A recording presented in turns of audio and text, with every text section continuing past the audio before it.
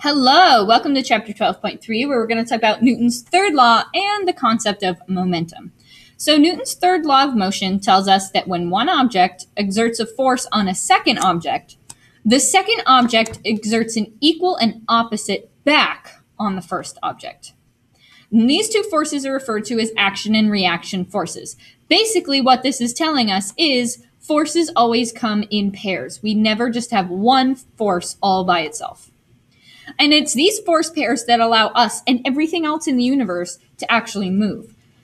For example, if I walk across the floor in the classroom, I am applying a force downward on the floor, but it is the upward force of the floor pushing back on me that actually propels me forward.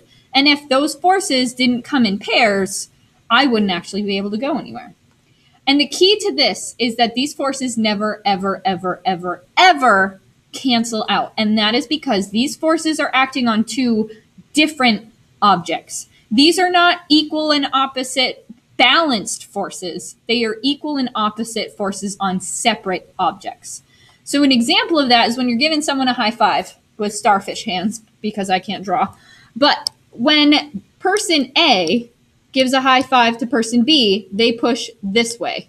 And as they push, it turns out that person B's hand applies a force back on person A, an equal amount and in the opposite direction. Now, one of these forces is acting on B, and one of these forces is acting on A.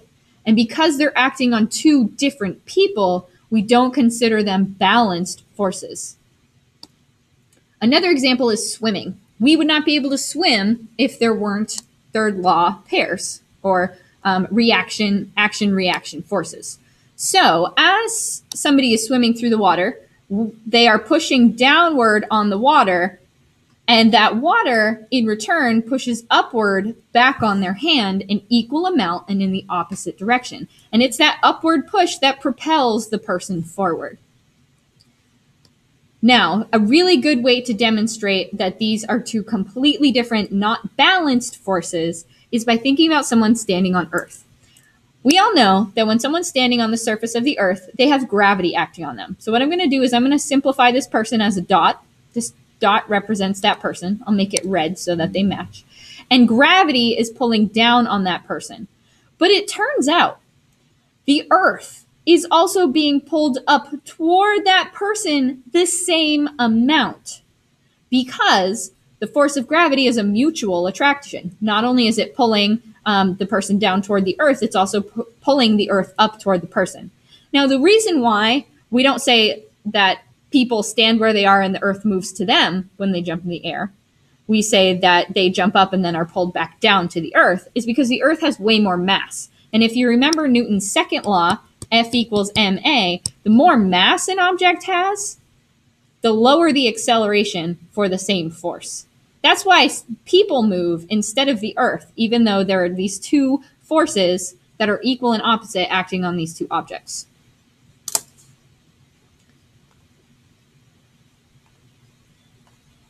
Now, this is also how rocket ships work.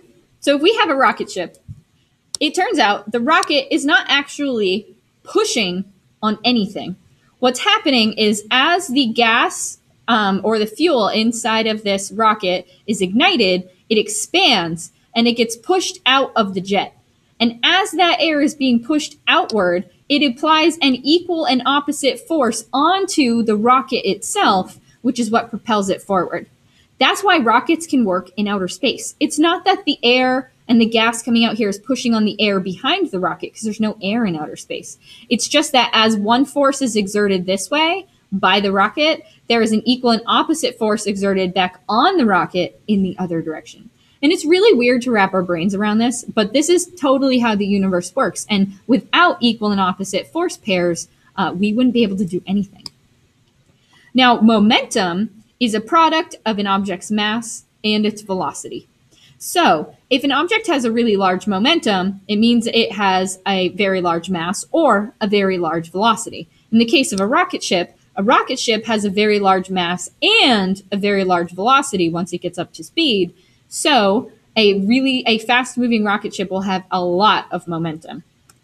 Now, my question is, Which has more momentum, a golf ball or a bowling ball?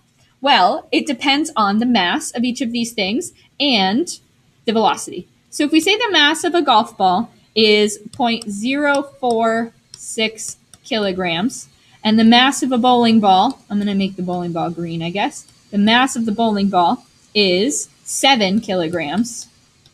It's not looking good for the golf ball, right? It's looking like the golf ball has much less momentum than the bowling ball. But we need to take into account the velocity as well. So if the velocity of our golf ball when it's hit off a tee is 60 meters per second, and the velocity of a bowling ball as it's rolling down the lane is 6 meters per second, how do we figure out which one has more momentum? Well, we multiply the two numbers together. We multiply 0.046 times 60, and we multiply 7 by 6. And what we end up with is the momentum of a golf ball is about 2.8, and the momentum of a bowling ball is about 42. So clearly the bowling ball has a lot more momentum, even though the golf ball is moving much, much faster. Now, if those two things were to collide, they would act in very predictable ways, and that's because of the law of conservation of momentum. So the law of conservation of momentum tells us that the loss of momentum of one object equals the gain in momentum of another object. Basically, momentum is always conserved. We never lose it or gain it, but that momentum can be transferred from one object to another. So if we imagine that these are two balls on a pool table, and somebody hits this pool ball this way at 5 meters per second, and this one is stationary, when they hit, what will happen is this ball will then come to a standstill, and this ball will now move this way at 5 meters per second. This is because of the law of conservation of momentum. The momentum we had before is equal to the momentum that we have after. So go ahead and answer these questions for homework and have them ready to turn in tomorrow.